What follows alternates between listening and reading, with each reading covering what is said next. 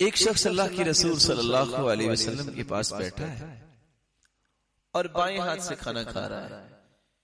اس وقت مسلمانوں کے اندر نہ جانے بھول کر نہ جانے کسی اور وجہ سے اتنی کامن بات ہو گئی ہے، سمجھدار سے سمجھدار، بڑا ہی دانشمند اور بڑا ہی پیارا مسلمان کھانا کھائے گا بائیں ہاتھ سے، پانی پیے گا بائیں ہاتھ سے.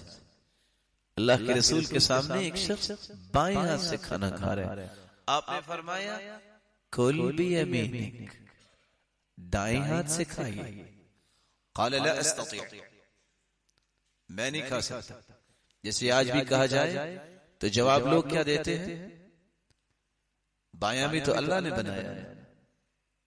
جی میرے محترم، بایاں بھی اللہ نے بنایا ہے تو اس کا استعمال بھی تو اللہ نے بتایا ہے، اس نے نہیں مانا.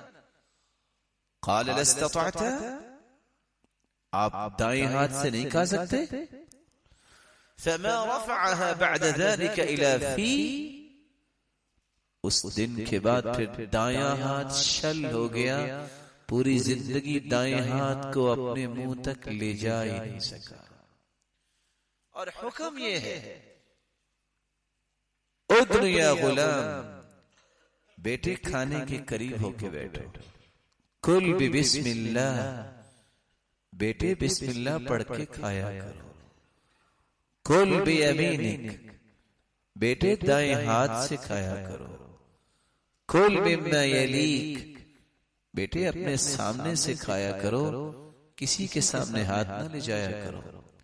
4 باتیں، کھانے کے قریب ہو جاؤ، بسم اللہ پڑھ کے کھاؤ، دائیں ہاتھ سے کھاؤ، اپنے سامنے سے کھاؤ.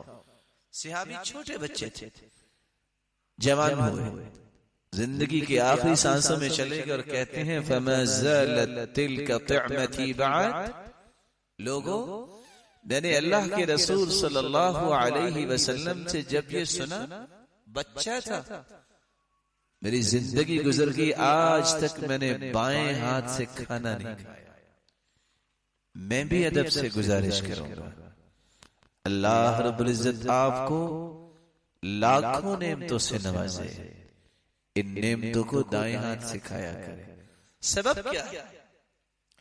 فَإِنَّ الشَّيْطَانَ يَأْكُلُ بِشِمَالِهِ وَيَشْرَبُ بِشِمَالِهِ وَيَأْخُذُ بِشِمَالِهِ.